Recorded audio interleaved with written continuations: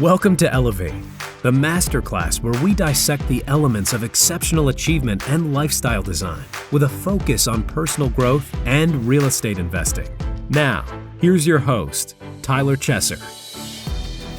Elevate Nation, welcome back. This is Tyler Chesser. I'm so thankful to have you here. And I'm blessed and grateful to be sitting with Dr. Dawson Church today. And let me just tell you, today is going to be epic. It's going to be phenomenal. It's going to be good vibes. It's going to allow you to really leapfrog not only the competition, but the vision that you have for yourself. And let me tell you, there's nothing more profound than the vision you have for yourself, right? Whether it's conscious or subconscious, we've got to understand, what do we believe about ourselves? What do we believe is possible? And how can we tap into the most powerful tool that the universe has ever seen, which is our mind? And let me just tell you, I am pumped. I'm excited. Are you ready to take it to another level? I have no doubt today is that day. I want to welcome you back to the show where we sit down for mind-expanding conversations with influential authorities in real estate, as well as top experts in other industries and disciplines. Of course, we have got a top expert in the world, in the mind and in the brain and neuroscience and neurobiology and all of these amazing things, because today is going to be an epic day. This is for leaders, entrepreneurs, and real estate investors who have a burning desire for the extraordinary. It is our mission to identify and apply how the best of the best raise the bar personally and professionally to achieve greatness in real estate and beyond. Of course, you know, beyond is what it's all about. It's about the outcomes. It's about what real estate allows you to do as a vehicle. And it's about really living at the highest level. It's about expanding beyond the potential that you could have ever imagined for yourself. That is what Elevate's all about. We will distill the mindset, the habits, the routines, the systems, the tools, the strategies, the insights, and so much more from an individual like Dr. Dawson Church, so that you can elevate to a life without limits, so that you can elevate others around you, so that you can create anything that you want in your life. And let me tell you, you were born for that. You were born to step into abundance. And this is a masterclass for leaders and those looking to achieve uncommon results and purposeful outcomes through personal growth, through personal mastery, through real estate investing, other ventures, and most importantly, in their lives. If you are enjoying Elevate, first of all, welcome back. Thank you so much for being here. Thank you so much for listening. I want to encourage you to subscribe if you have not done so already, or follow. I know that Apple Podcasts is now saying follow instead of subscribe. So either way, we invite you to follow and subscribe to Elevate Podcast. Give us a rating and review. It's very helpful for us. Share with a friend, whether it's on social media or just through a text message. You can grab the link really easily through whatever podcast app you're listening to, or if you're listening on YouTube, grab that link, share that, and pay it forward, because this is an abundance mentality community and Elevate Nation. We're so grateful for you. The goal here is to live a life that we are fulfilled by, rather than one that we tolerate. Because I don't know about you guys, but when I was a corporate employee, and you know, there's nothing wrong with that background, but when I was a corporate employee, I learned through years of kind of low level suffering that I was really tolerating my life. And so if you want to live a life of fulfillment, what we talk about on this show is really how to do that, and really who you need to become to do that, and giving you the tools and tactics and the strategies, the habits, and really putting it all on autopilot by stepping into a new identity. That's what Elevate is all about. And so I want to encourage you to share this with others. And I want to encourage you as well, if you want to really transform as an individual, go visit elevatecoachingacademy.com. That's elevatecoachingacademy.com. Coach Trevor McGregor and myself have put on this program because we both are former corporate W-2 9-to-5 employees, and we needed to transform. We needed to change our life if we wanted to have financial freedom, if we wanted to have time freedom, if we wanted to have anything near the freedom to impact other people, the freedom to be where we wanted to be when we wanted to be there, the freedom to choose new relationships. We did not have that. Let me just tell you, we did not have that when we were in our corporate, endeavors. And let me tell you that we have made transformations. We want to give that to you as well. We understand the challenges that arise when you're kind of running that uphill battle of the rat race. So we want to allow you to really transform. So go over there to elevatecoachingacademy.com to check out the free masterclass. You will learn exactly what it's all about, but you will also get massive value from that for free. So go check that out right now, elevatecoachingacademy.com. And we invite you to check that out and enjoy and get the massive value. Make sure you take notes. But with all that said, I want to dive into this awesome conversation with Dr. Dawson Church, who is an award-winning science writer with 3 best-selling books to his credit. He's also a Ph.D. He wrote the book, The Genie in Your Genes, which is at yourgeniusgene.com. He was also his first book to demonstrate that emotions drive gene expression. He also wrote Mind to Matter, which is at mindtomatter.com. That showed that the brain creates much of what we think of as objective reality, which is going to be amazing to really dive into. Bliss Brain, which is at blissbrain.com, demonstrates that peak mental states rapidly remodel the brain for happiness. You know, we're going to be talking about that one. Dawson has conducted dozens of clinical trials and founded the National Institute for Integrative Healthcare, which is at NIIH.org, to promote the groundbreaking new treatments. Its largest program, the Veterans Stress Project, has offered free treatment to over 20,000 veterans with PTSD over the last decade. Dawson also shares how to apply these health and performance breakthroughs through EFT Universe, EFTuniverse.com, one of the largest alternative medicine sites on the web. So with all this said, you know, you need to buckle up. Just if you feel that right now, all I can say is put your seatbelt on, because today is going to be epic. Today is going to be transformative if you allow it to be for yourself. So I want to encourage you to pay full attention, enjoy this wide-ranging, insightful, and like I said, transformational discussion with the great Dr. Dawson Church. Dawson, welcome to the show, sir. How are you?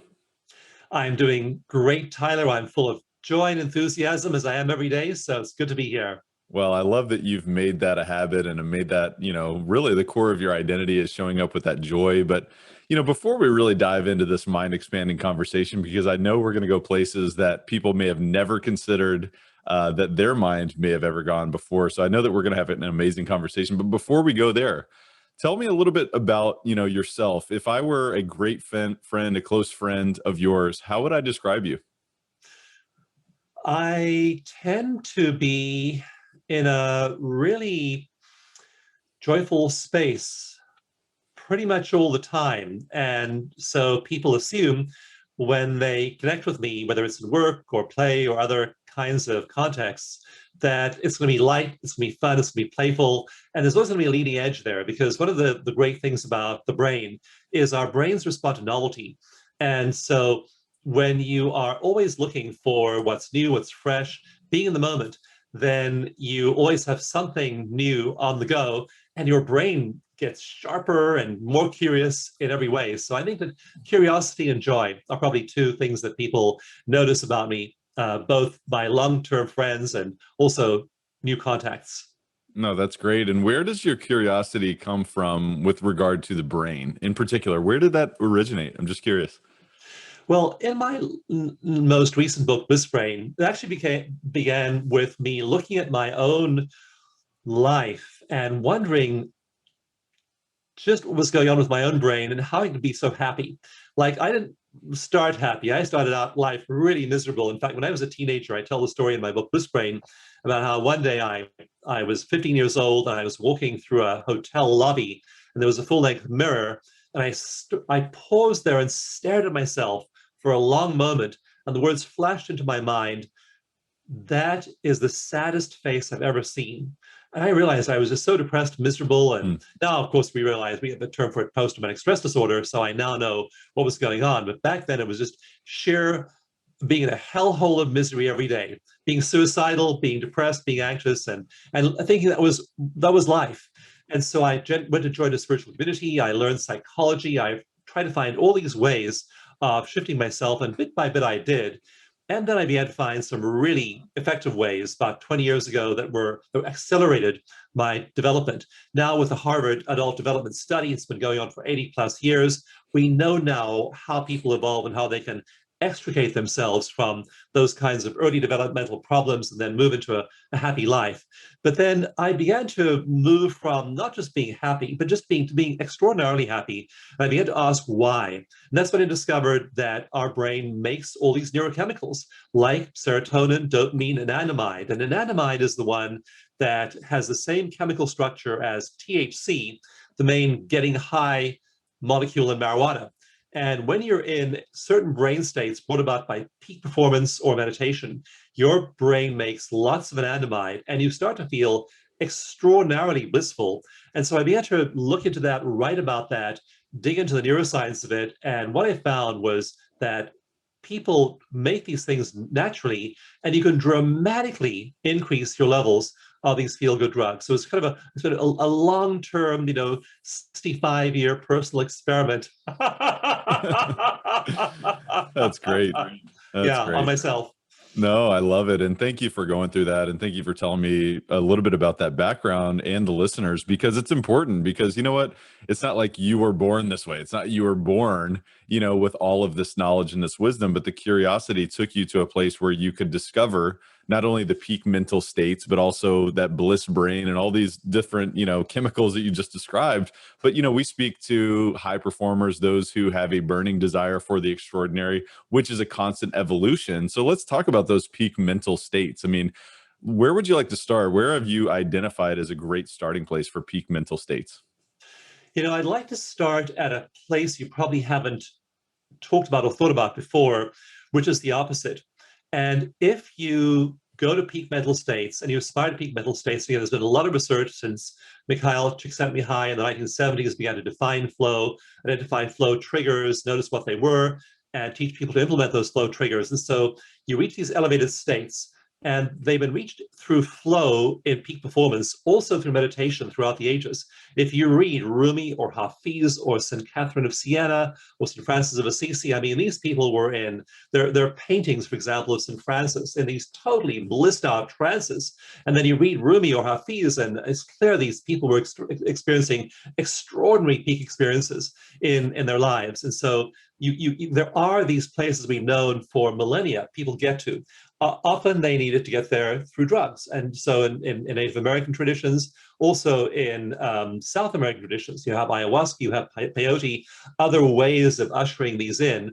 Although in Bliss Brain, I really did a little bit of looking into that and talked to some shamans, and they said that these drugs are only there to get you into that state initially. You can't maintain the state unless you can do it yourself without the drugs. So the drugs are a gateway into learning to do it endogenously within your own brain. So you can get to these extraordinary peak states, and you can do it through either drugs, you can do it through performance, through meditation, and then you're in ecstasy. And it's wonderful to be in that state of flow where, in the words of my wonderful friend Stephen Kotler, that vision and thought and action will merge. You're just totally in the flow. And so you're writing, you're giving a keynote speech, you're doing a podcast, you're just in this wonderful, optimal state. But one of the problems with that approach of heading for the mountaintop is that, and again, this is not a fun thing to contemplate, but if you have unhealed psychological trauma, then you're going to have at some point, very likely, a dark night experience or even a total crash. Because if you haven't got a firm foundation in personality of dealing with your unhealed trauma, and you then go for peak states, those especially early childhood trauma, those early childhood wounds are going to undermine your ability and mean you don't have a foundation for those peak states. So the first thing you have to do, paradoxically, to get to the mountaintop is to dive into the basement. You have to go into the underworld in terms of Greek mythology or Joseph Campbell's The Hero's Journey. You have to go and journey into the underworld and face your demons and exhume all of those, the people from your past who hurt you, the terrible experiences you had. And you have to heal trauma, psychological trauma first. And so I had a 10-year career in research, in working with veterans, in doing studies on psychological trauma. And we really learned to nail trauma. And then once you've done that, you start aiming for the peak states. Then you don't have the dark night experience. You don't crash and burn. You don't have the dark side of your personality eating you alive. Like, what we hear about these people who are at the peak of their professions. And I don't want to mention names and date the interview, but I mean, there've been a string of politicians over the last few years who have been superstars, and then it's discovered that 10 years ago they were molesting somebody, or they were committing some kind of fraud.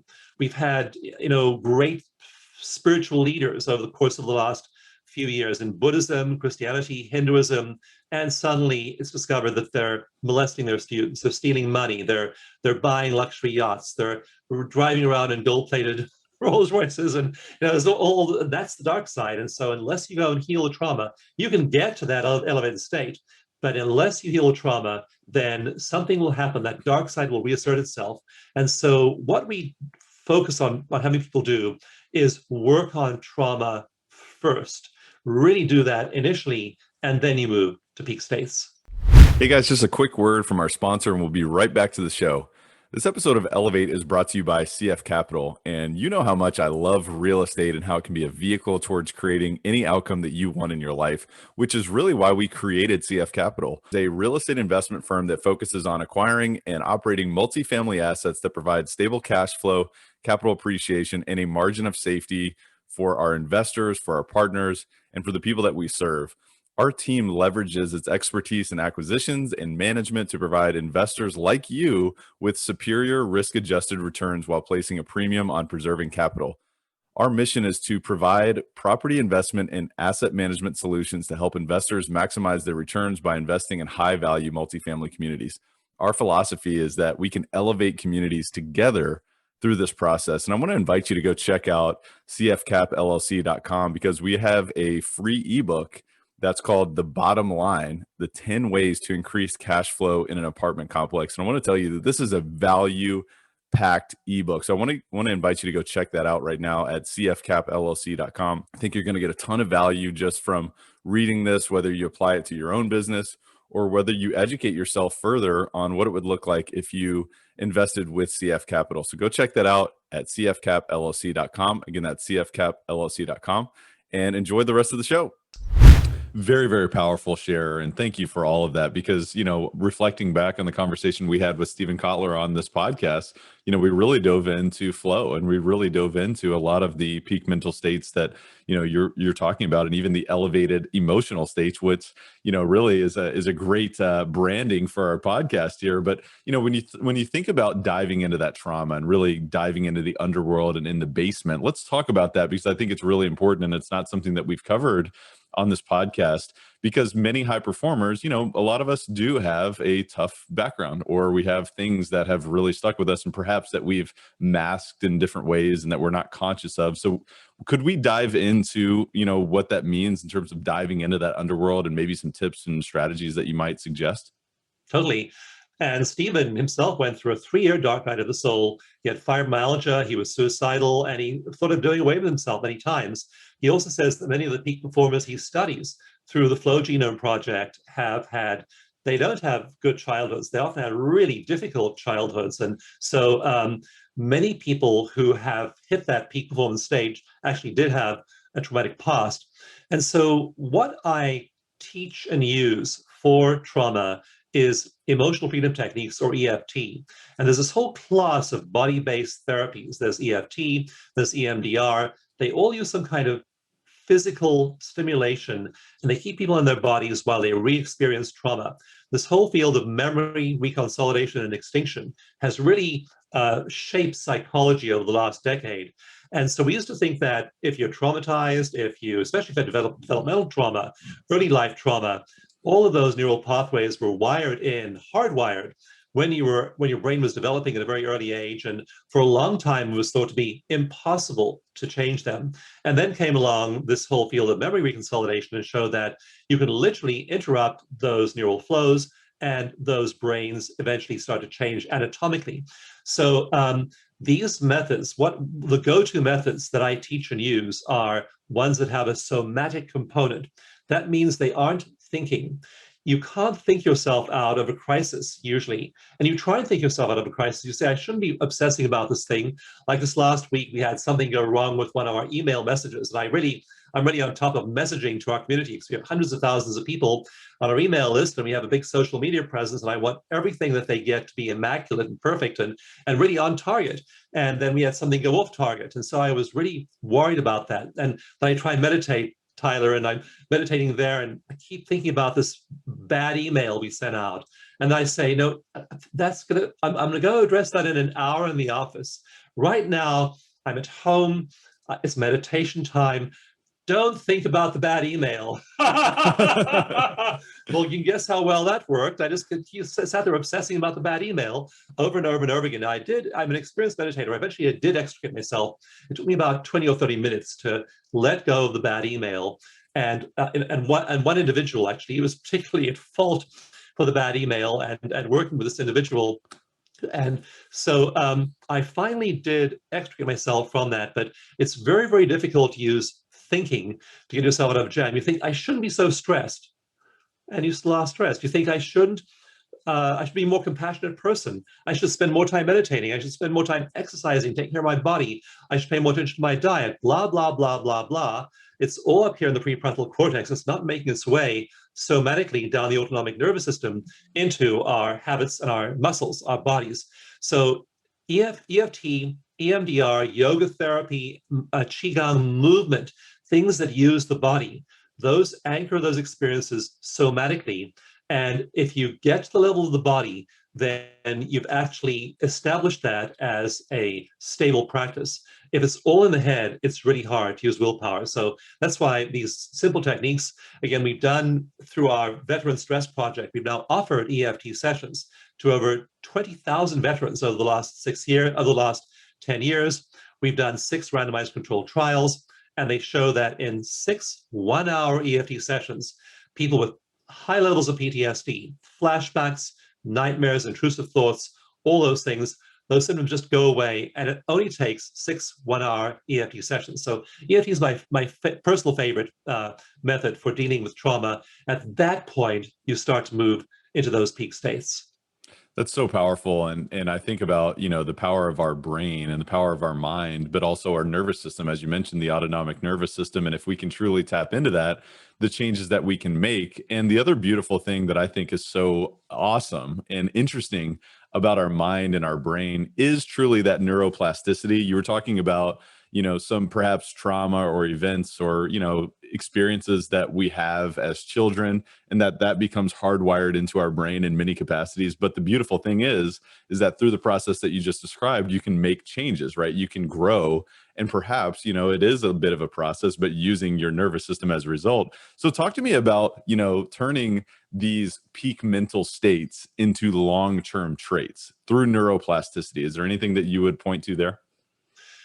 Well, neuroplasticity by itself is worth saying 10 times slowly, because the idea that we can actually change the anatomy of our brains is remarkable. When Marion Diamond first did her very, very first studies on neuroplasticity in the 1950s, she was literally laughed out of the conferences.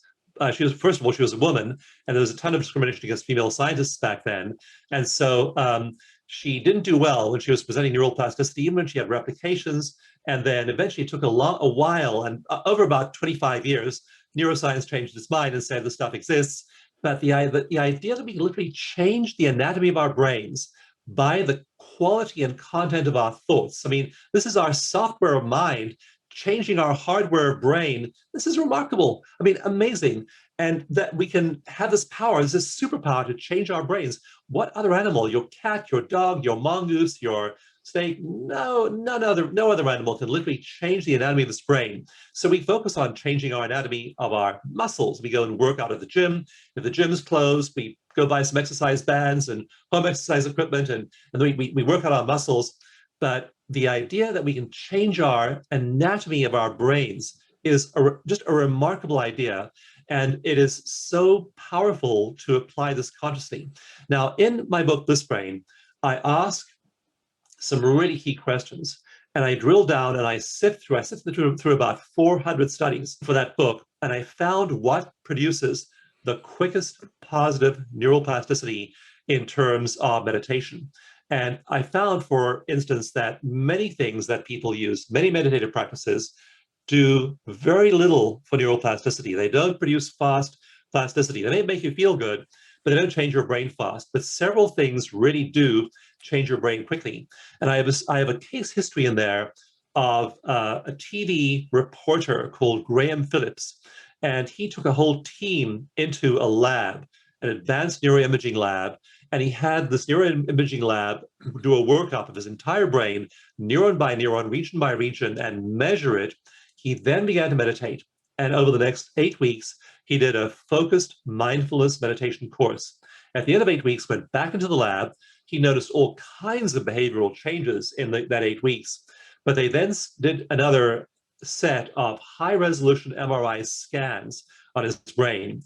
And they found that a piece of the brain, several brain regions changed. They grew by 2 or 3 or 4%.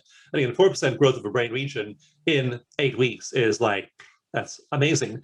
But one piece of his brain, a little piece of tissue in the center of the brain called the dentate gyrus, that has tentacles that reach all over the brain, and it coordinates emotional regulation. So when something happens that would make you pissed off, upset, angry, stressed, resentful, guilty, ashamed, all those negative emotions, the dentate gyrus is what puts the brake on negative emotion, helps you control negative emotion. We know that these Tibetan monks and Franciscan nuns and other adepts we study, we know that they have really happy energy, they have happy brain waves, gamma, brainwave of integration, creativity, and happiness, and they also have superb emotional regulation. And it's interesting what happens in their brains when they hear, for example, a child crying. Their empathy network lights up and their brain responds faster to distress signals from other human beings, but it then dampens those immediately. So they're feeling all the same human feelings that untrained people feel, but they're in control of their emotions. And that means that when somebody says something annoying to you, you don't explode. When there's a medical emergency or a political emergency or a financial emergency, you remain calm. And so the researchers looked in Graham Phillips's brain at the size of his dentate gyrus. So again, only 8 weeks of practicing mindfulness, and now he goes back, gets his brain measured, and especially those emotion regulation structures. And in 8 weeks, his dentate gyrus grew by 22.8%. Wow. I mean, just imagine working out in the gym on your deltoids, and then you come back in 8 weeks of practice, and your deltoids are 22.8% bigger. You know, you'd be really happy about that. If only your muscles were that easy. But if our brains, parts of our brains, can grow and change that quickly. So anatomically, he's now just not just as a habit of the mood of inner peace and dampening stress and emotional regulation. He has hardware in his brain, and he built it 22.8% bigger in only 8 weeks. So neuroplasticity is the one miracle, but the speed with which we remodel our brains is astonishing, much faster than the speed with which we regulate our muscular change by working out. So that's the other big takeaway from Bliss Brain, is you can get happy and you can get resilient quickly. Yeah, no, that's extremely powerful. And when you think about that type of growth, I can only imagine the compound effect over years. I mean, if you think about 8 years or 28 years of this type of practice and thinking about focused mindfulness meditation, I know that, sort of the new age entrepreneur, the new age real estate investor, these are the people who are the most successful. These are the people who not only live the most fulfilled lives, who can regulate their own emotions and understand when there's maybe some negative things in our environment and perhaps be aware of that and say, well, how do I want to react? Because in between stimulus and response, there's that space, and that's what you're talking about. So is there any practical tactics or tips that you might have for folks if they are wanting to adapt this type of focused meditation or mindfulness practice? Yes, the gap is the key, because Viktor Frankl, when he was writing his book about man's search for meaning after emerging from Auschwitz in World War II, talked about that gap. He said that between the stimulus and the response, there is a moment when you choose. You choose who you will be. You choose what you will say. In the case of this email issue I had such a hard time extricating myself from worrying and thinking about the email. It turned out that I finished meditation and I just decided to be calm, not blame anybody. And I then went back into my office with a really different positive frame around the whole thing. So I organized a meeting to look at how it happened in a totally neutral way. I discovered the person I thought had sent the email and made the mistake had not actually been the person who did it. And it had been a combination of factors. One person who was supposed to test the email had been on vacation. I had contributed to it by setting up the whole mailing too late for the regular testing process, so everyone was involved. And we then had a really rational problem-solving approach to this whole issue. And that's what happens when you enter those elevated states. Now I'm thinking creatively. I'm thinking with gamma brainwaves. I'm not in stressful beta. Beta is those are brainwaves from 12 to 20 cycles a second. And that's the wave of thinking, conscious mind, but also stress and worry. High amplitude beta brainwaves is what you find in people who are warriors, who are stressed, who are having panic attacks, who are uncreative, and it just shuts down that gamma happiness wave. It shuts down delta and theta, which are your two restoration waves, and suddenly it just is taking over all the parts of your brain, and it's making your brain function non-coherently. And when I look at people like Jack Canfield and Marianne Williamson and Joe Dispenza and these people I know personally, and I've hooked some of them up to EEGs as well, and we find that they have highly coherent brain waves. Every single brainwave frequency is marching in lockstep. And so when they have an intention, when they say something, it carries with it the weight of that coherence. When we talk to people who are intenders, they say, I have this wonderful vision for my life and my money and my career, and they're not good at manifesting.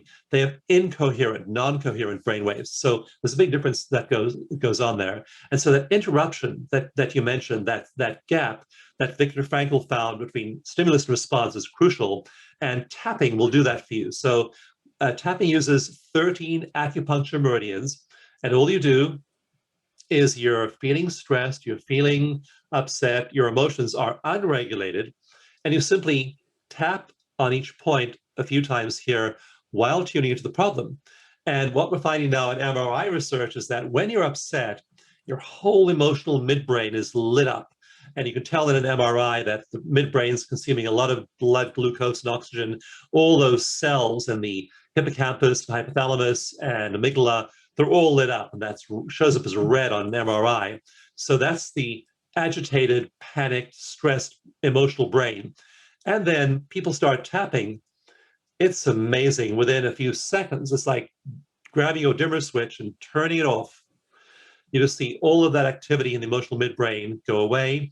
And the cool thing is that when people think about that same stressor 6 months later or a year later, they're no longer stressed. Once they've convinced their body that that idea, that memory, that thought is not a stimulus that is going to send you into fight or flight, and they do that one time, then that memory remains in the brain, but minus the emotional tagging. So they can remember the bad thing that happened or the stressor, but it's no longer emotional. The emotional brain isn't firing. When you pair the memory or thought about a bad thing in your life with tapping, tapping sends a second signal to your brain saying, I'm safe, I'm secure.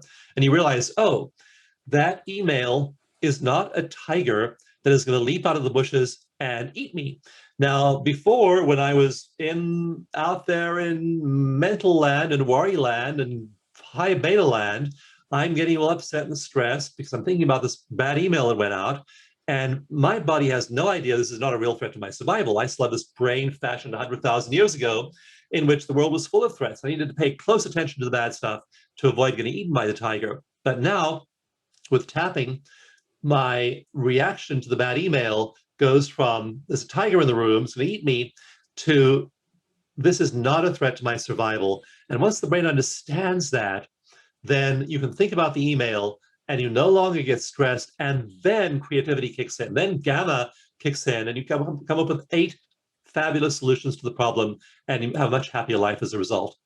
So powerful. And this is such an amazing conversation, Dawson. Thank you so much for all of that, because, you really think about this practice and thinking about the brain waves and thinking about, hey, are we in beta right now? Are we incoherent? Are we coherent?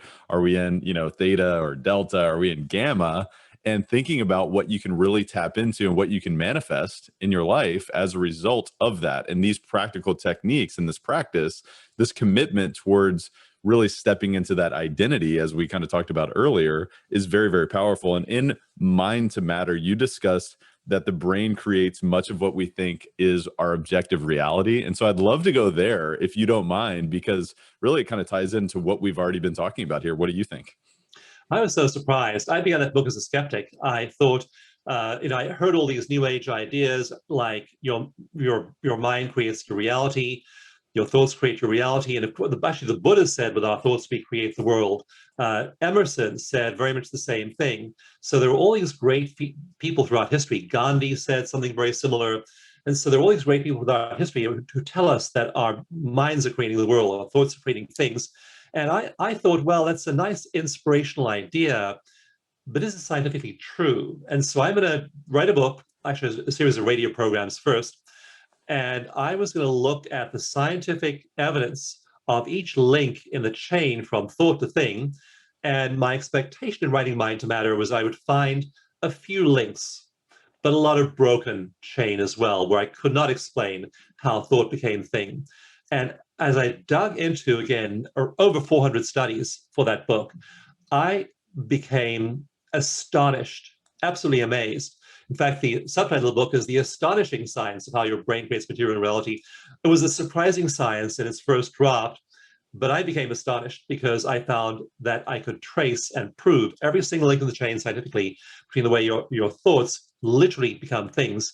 And it's obvious that our thoughts become things in terms of cortisol and adrenaline. I've done a number of randomized controlled trials showing that as we think negative thoughts, our cortisol rises. That in turn suppresses our immune system. So our immune antibodies drop when we have negative thinking. And then when you meditate, then your cortisol goes down and things like positive neurochemicals like DHEA and immune antibodies rise. So we know that our thoughts are directly affecting things in our bodies. One is a really just stunning study published about 8 months ago now, looked at Alzheimer's patients and the relationship of risk factors for Alzheimer's to the accumulation of beta amyloid plaques in the brain. And I think most people know that in Alzheimer's, people have these sticky, gooey, they're like bubble gum, they're like chewing gum, that they wrap themselves around neural bundles, and the bundles can't fire properly. You start to forget the names of your children, and eventually you forget how your kidneys function and you die. So Alzheimer's is a long, miserable, slow, progressive condition, no way out. And so it's triggered by the presence of these beta amyloid plaques in the brain. And so they looked at all the risk factors for Alzheimer's. They were going to nail what it was that was increasing beta amyloid plaques in the brain. They looked at diet and lifestyle, every possible psychological characteristic. And the biggest, strongest correlation was one thing. And that one thing was negative thinking. Negative thinking correlated more strongly than anything else with the formation of beta amyloid plaques in the brain and its scale. The more negative thinking, the more beta amyloid plaques in the brain. So our thoughts are undoubtedly creating reality inside our own lives. And then the second half of the book is how our thoughts create reality around us. And just simple things like, this is a glass of water. And the research showing that the structure of H2O, water molecules, changes when you have intentions around this water. When the water is held by a healing touch practitioner and the intention is to bless the water, the bonding angle between the two little hydrogens and the big oxygen that bonds them actually shifts measurably in the process of doing that. We're literally changing molecules in the outside world. And in one chapter, I take the four fundamental forces of physics, and I show that mind, human consciousness, is an underlying fifth force. We're literally changing, like the rate of radioactive decay is supposed to be a constant. Gravity is supposed to be a constant. Electromagnetism is supposed to be an independent force, completely independent of human thought. And yet in one study, very, very carefully constructed randomized controlled trial that's been replicated several times, a healer could affect electromagnetism by over 20%. Now, this should not be possible, but our consciousness is doing all these things in the outside world. So our awareness, our consciousness is influential. If we have coherent brain waves, it's more effective in the outside world. And to a remarkable degree, we are literally using our brains to bring down information from universal energy fields, what I call non-local mind, which we can all connect with into our local reality. And when we do what Gandhi recommended, Einstein said that every great scientific discovery has been first an intuition that appeared from connection with something greater than ourselves. Napoleon Hill in Think and Grow Rich, chapter 15, is all about how you let go of your local self, local thinking, and he would connect with what he called non-locally as his invisible council. And there in his invisible council, he had all these great people. He had Abraham Lincoln, and he had Thomas Edison, and he had this whole roster of geniuses, which he would tap into in terms of non-local reality, and he would download these brilliant solutions from that. And he describes that in Think and Grow Rich. So that's where we get brilliance and insight and breakthroughs, is not futzing around here with our local reality.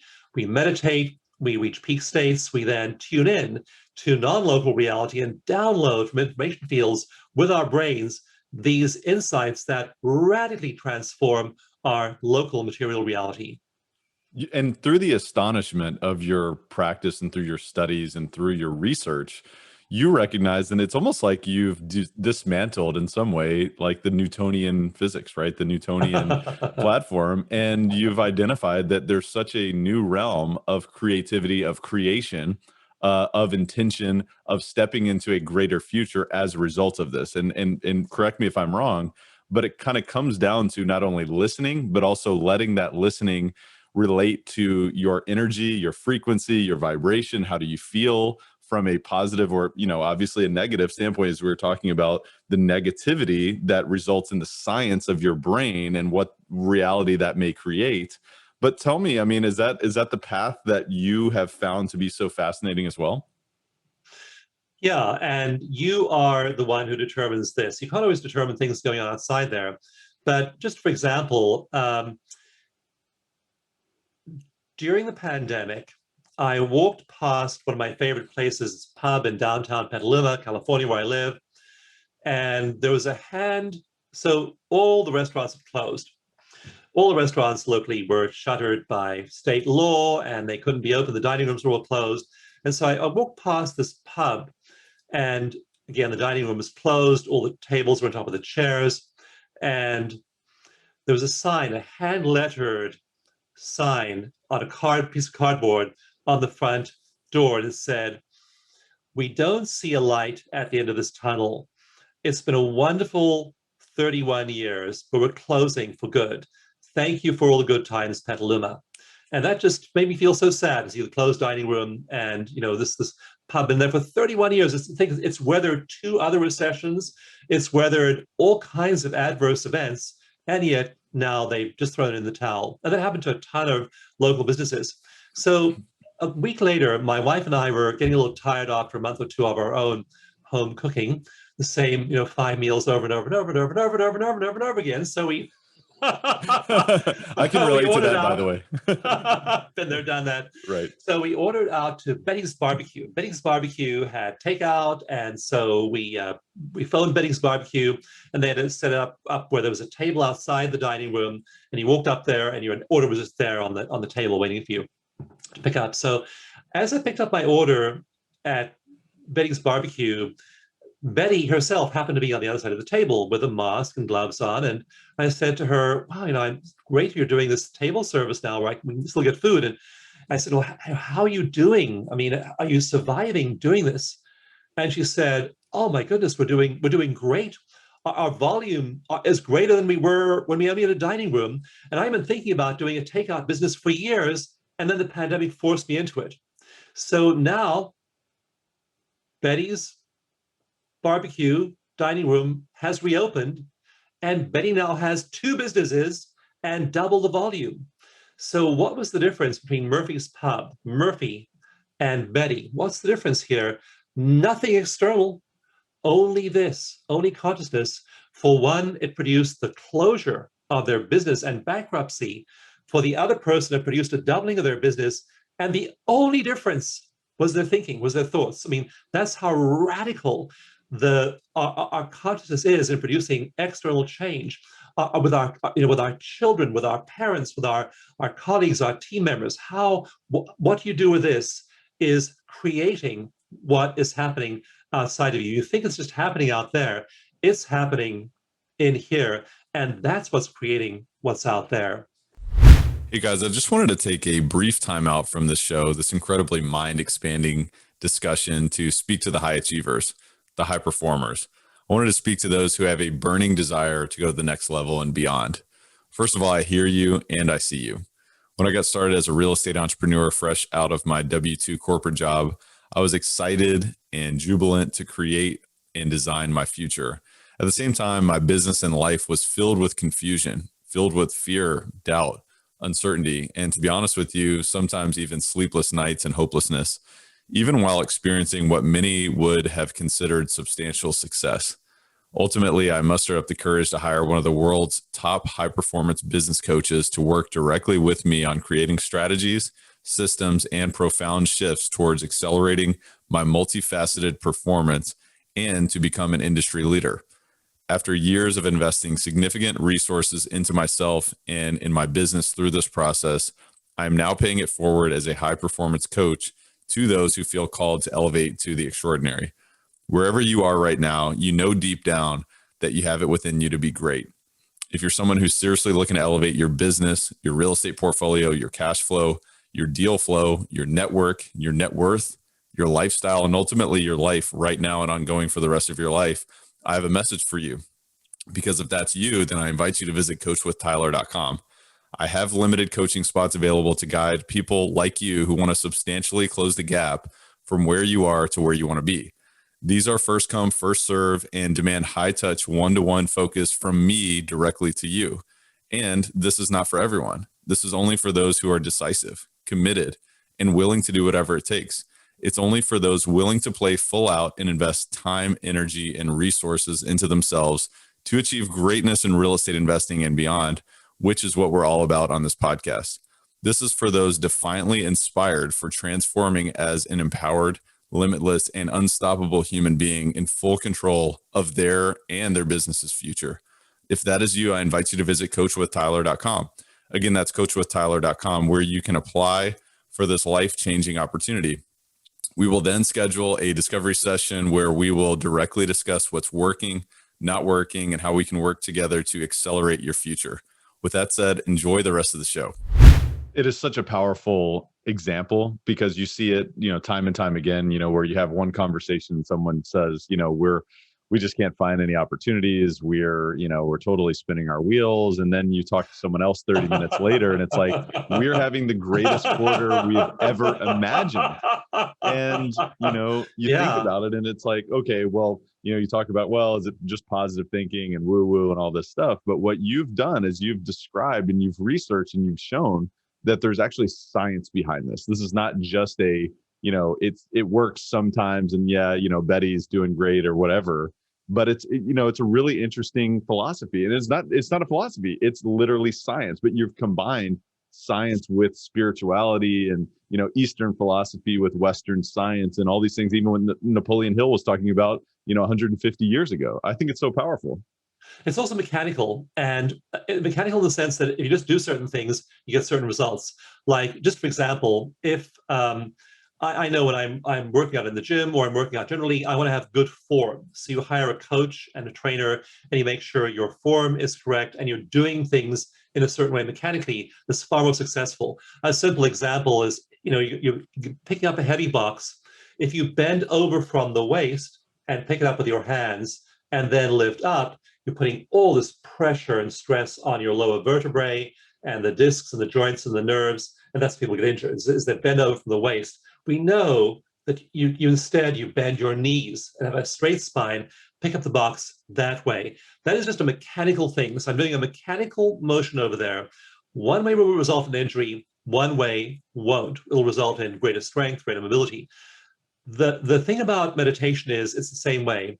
There are certain mechanical things you can do that just build those muscles, that build the dentate gyrus, that shut down the suffering part of the brain. And I go into that in great detail in the book, and then light up other really useful networks like the salience network and the compassion network.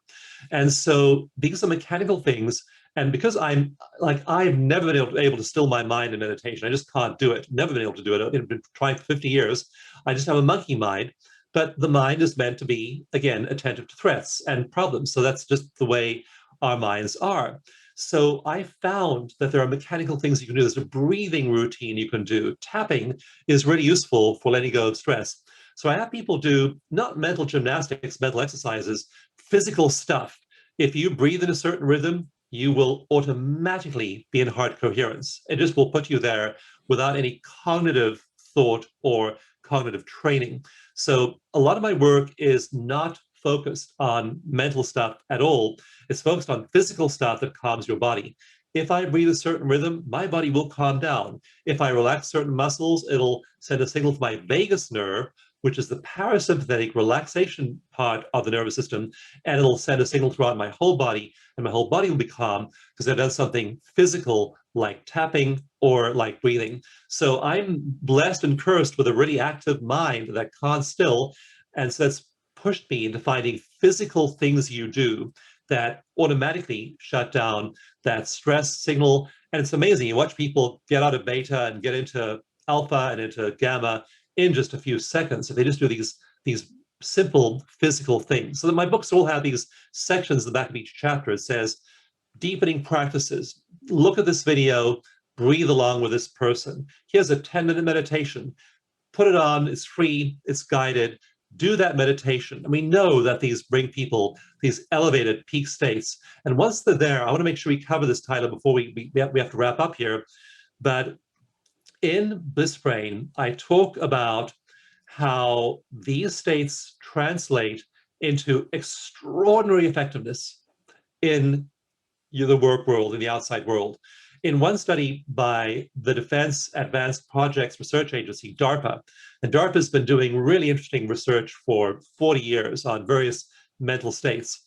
But they found that people in these kind of elevated emotional peak states in flow that meditation takes you to, people in those states, their ability to solve complicated problems, which if you're in business, you have to solve every day, their ability to solve those problems rose by 490%. Wow. Almost a five-fold increase in problem-solving ability. A different study by McKinsey Corporation, which Stephen Kotler also quotes often, it was a 10-year study. It found that people's level of productivity in their business went up fivefold when they were in these peak states. Another study found similar stuff in terms of ability to solve math and other conceptual problems. So we have a lot of evidence now building that you aren't just reaching a pleasant state in meditation in these meditations, you're reaching a state in which when you then translate what you've felt and the experience you've had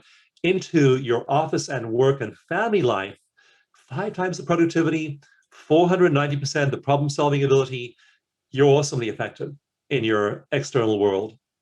Dawson, this is such an amazing gift that you're giving us, you're giving our listeners today, because, what we're talking about is the ultimate, peak performance technique. And we all have this tool, right? We all have this within our nervous system, within our mind, within our brain, within all the energy that's around us. And, you're really opening our minds to what is truly possible. And guess what? I believe that anything is possible. Anything can be done if we use these techniques. And so, Dawson, thank you so much for sharing all of this. And I don't want to be respectful of your time, and I want to dive into our rapid fire section. It's called the Rare Air Questionnaire. It's all about what we've been talking about today. Elevated. That sounds like a lot of fun. Go for it. That's right. Elevated emotional states. I mean, we're branded by the emotional states, which is beautiful. But I'd love to ask you a few questions as a prolific author yourself, as someone who is a giver, as someone who is a curious learner. I would imagine that you are a big reader yourself. If you had to point to 2 or 3 of the most impactful books that you've read over the past few years, what comes to mind? One book I've given to my children, given to team members, given to friends, given to my housekeeper in Spanish, is Jack Canfield's book, The Success Principles. Jack interviewed hundreds of people, and I'm a member of a group called the Transformational Leadership Council. It's basically 120 people that Jack put together who go off and have fun together a couple of times a year. We just go and play. No agenda. We often learn a lot as well from each other, but Jack's an amazing guy. He's the He co-authored the Chicken Soup for the Soul series, which has sold at this point 500 million copies. It's amazing. So yeah, just a remarkable success. And so Jack codified all the biggest successful principles that he learned from others into 64 success principles. And you definitely need that book and need to focus on those things. So Jack's book is I'd say number one. It's right here in front of me in my I can just pull it out and read a success principle for the day. Another one I think should be required reading for every person in the northern and western hemispheres is Tony Robbins's books on money and unshakable. Those books will give you a financial plan. And again, Tony interviewed all the top money managers in the world and then condensed like millions of dollars of advice. And so you spend $20 or $30 and you're going to get the very best advice from the very best money managers in the world. And then what I want to encourage you to do is turn Tony's book into a personal financial plan for you. So when you're reading it, don't just be inspired, read it, and then take action. So that's going to take care of, I think, Tyler, how I stumbled around at 20 and 30 and 40 years old, when I was the age that many people listening to this are. If someone had put in my hands the success principles at the age of 20 and said, this is what you have to do to be successful, and there are only 64 things, man, I would have been grateful to them. So I have put that book in the hands of a lot of people. And so that's one thing. And then money, you've got to get your financial act together. You've got to do that. And the earlier you do it in your life, the better off you are. If you wait till you're 30, 40, 50, I mean, it's fine. Do it now. I was advising one lady when she's in her 80s and she's working on her money stuff. But start right away as early as possible. Read Tony's books. Put your personal financial plan in place. Everything may not work out perfectly, but you'll get a clue. You'll get a sense of financial literacy. So those are two. The third is read Dave Asprey's books. His new book on biohacking is so powerful, superhuman. And actually, his most recent book is on fasting. That's also worth reading. But his book, Superhuman, will give you, I wish I had my copy here to show you. It's on a distant bookshelf there. But again, it's marked up for me. And then in the back is my action plan. I'm translating that into an action plan. So the third one is to really get your body and your metabolism tuned. Like people get older and then they get sluggish and they get low energy. You want to be just 60 and 70 and 80 and 90 and just absolutely so bursting with energy and life and enthusiasm that your body can hardly contain it. So that's the kind of person you want to be. And you get there with the kinds of approaches that Dave has pioneered for you. He's spent $1 million on figuring it all out. So you can spend $20 in his book and not have to do that. Go straight for the gold. I'll try and limit myself to one or two more. Read Paul Brunton. I've just finished rereading Paul Brunton's book, The Short. I'm going astray here. All these others are household names. Everyone knows who Tony Robbins is, and Jack Canfield, and Dave Asprey.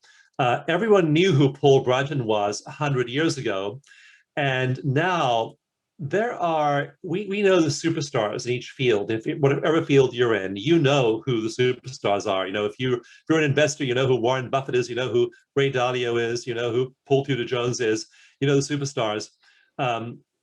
I'll tell you something. There's a mystical circle. There are mystics in the world. There's a group of them, and we know who the mystical superstars are.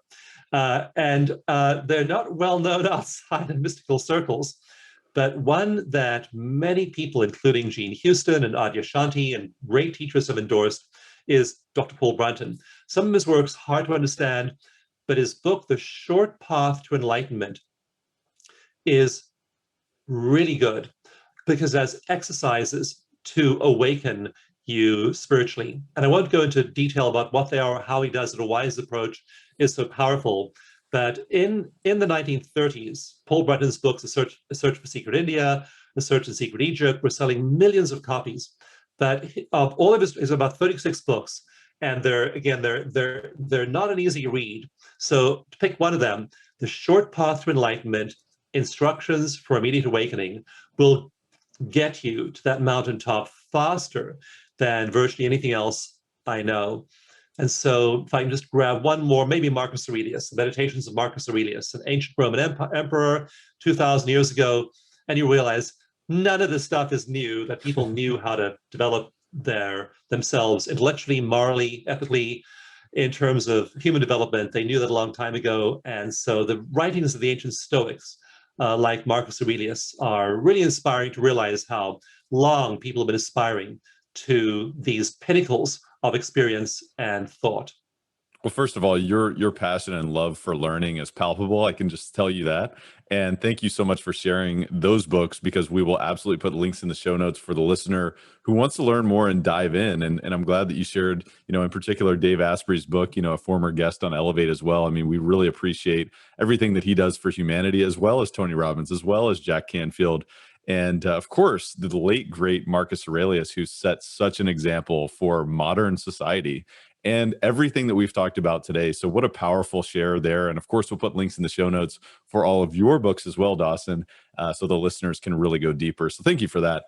And by the way, the ROI on reading, as Stephen Kotler says, is phenomenal. So if you're not a reader, make sure that you understand that the ROI for reading is phenomenal. So with that said, I want to dive into our last two questions. What's the biggest way that you elevate your life on a daily basis outside of what we've already talked about today, Dawson? I believe it's essential. It's absolutely essential to start the day with meditation. So meditation, but when you wake up, because when you're asleep, your brain is pruning and wiring. Every 90 minutes or so, you come out of deep delta sleep into light theta rapid eye movement sleep.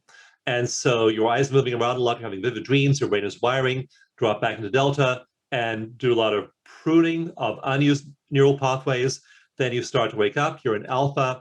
And if you can capture that delta theta alpha state immediately you wake up, then you can start at a high level, a high rung on the ladder in terms of well-being for the day. So immediate meditation when you wake up, that's one thing that's essential.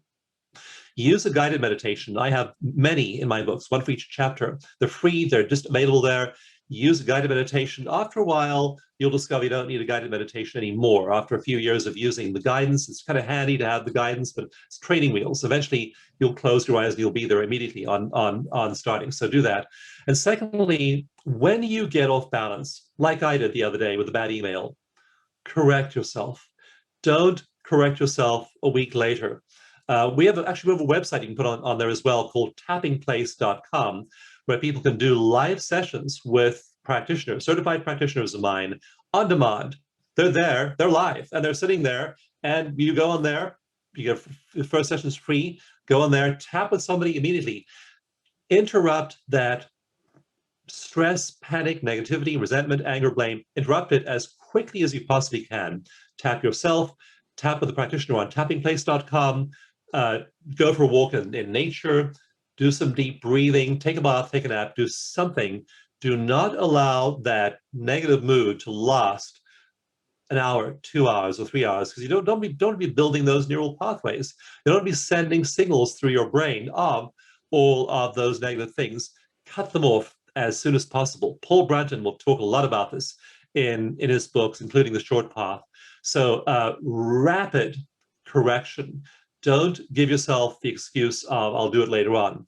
And then whatever is drawing you into negative thinking and away from positive thinking, don't give yourself any slack. Now, if I was talking to a general audience, I wouldn't say that, but I'm talking to high performers over here, Tyler. So these are people who have above average amounts of willpower and motivation.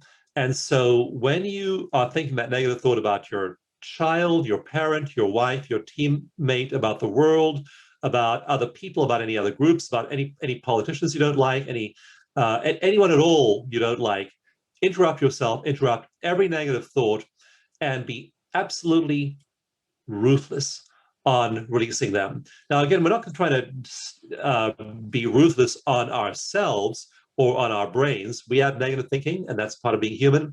You can tap it away.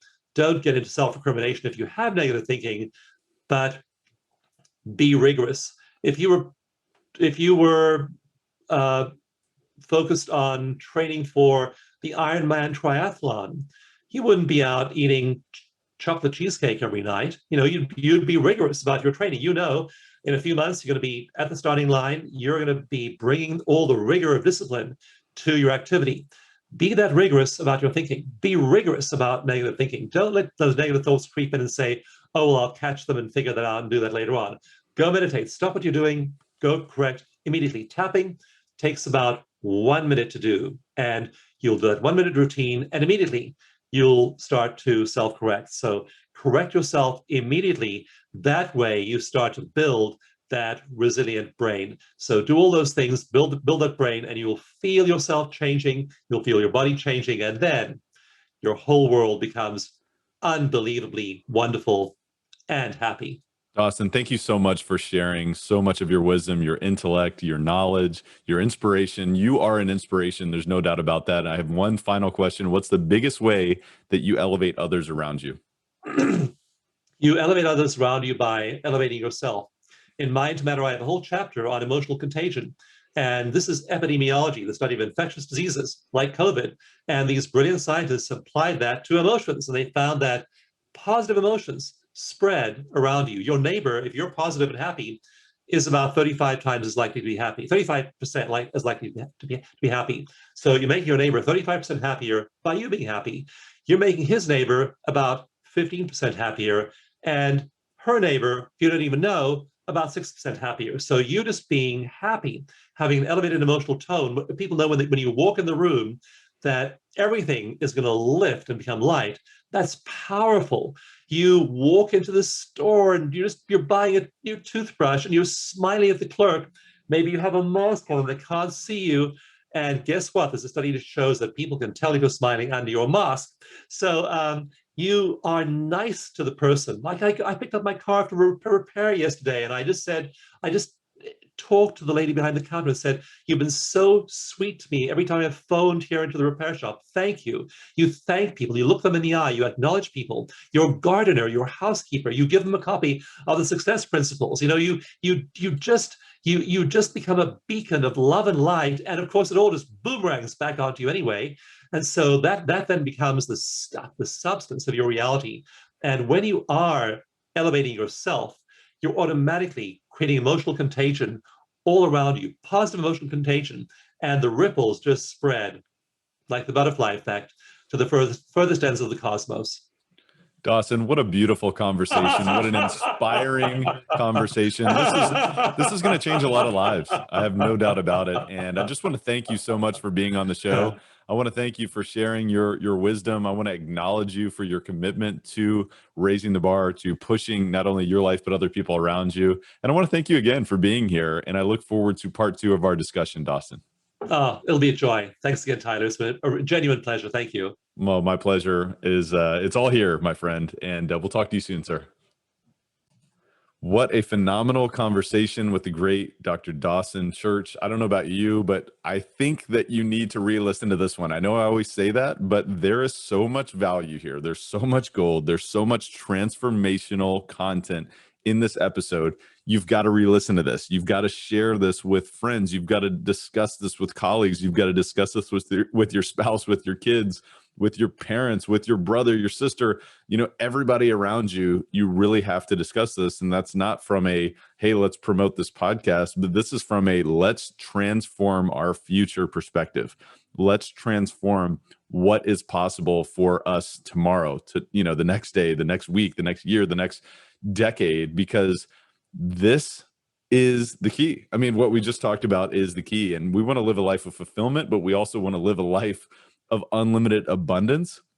Everything we talked about today is really the key to doing that. So I want to encourage you to engage with Dr. Dawson Church, his research, his books, his trainings, and of course, we'll put links in the show notes of where you can find all that. We did mention some of his websites throughout this call, and you can check out blissbrain.com to find his more recent book. And you can find Dr. Dawson Church on LinkedIn, on Facebook, Instagram, Twitter, you name it.